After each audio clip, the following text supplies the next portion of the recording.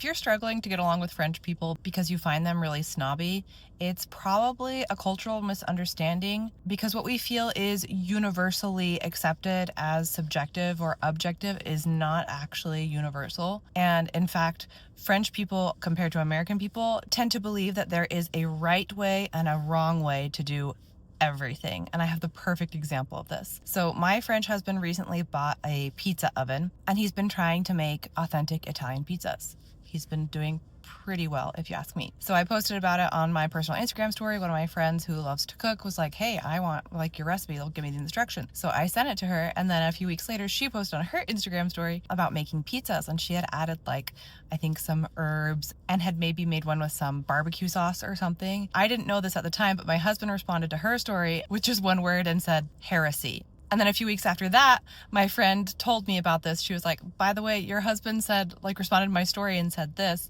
Was he serious? And she said, I think he was kidding, right? He was kidding. And I was like, oh no, he was not kidding. Like, in his French brain, there is a right way and a wrong way to make pizza.